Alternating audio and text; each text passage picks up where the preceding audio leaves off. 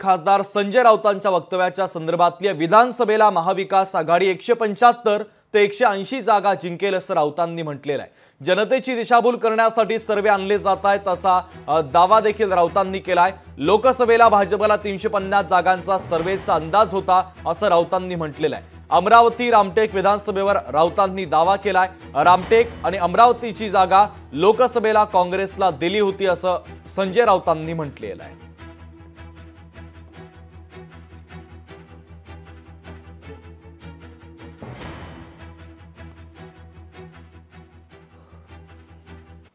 ब्रह्मदेवाचा सर्वे आहे। याच लोकांनी सर्वे दिला होता ना की मोदींना 350 जागा मिळतील।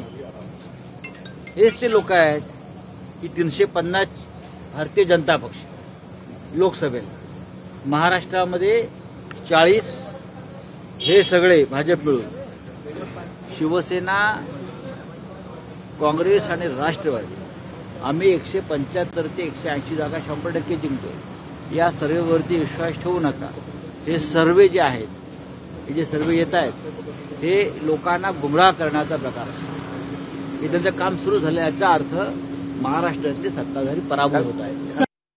आम्ही रामटेक आमचा लोकसभा मतदारसंघ काँग्रेसला दिलेला आहे, लक्षात घ्या।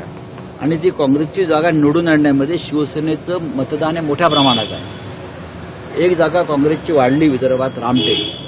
अमरावती आमची जागा होती खरं म्हणजे, ती आम्ही काँग्रेसला दिलेली आहे, लक्षात घ्या। अशा वेळेला विदर्भात विधानसभेत शिवसेनेचं प्रतिनिधित्व असावं ही आमची भूमिका आहे। नागपूर शहरामध्ये म्हणजे महानगरपालिका हद्दीत एक आम्ही जागा लढू।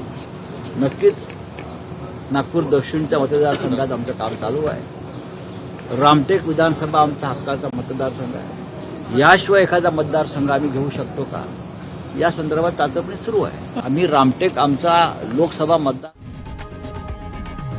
लोकशाही मराठी ऐका, पहा, जागरूक रहा।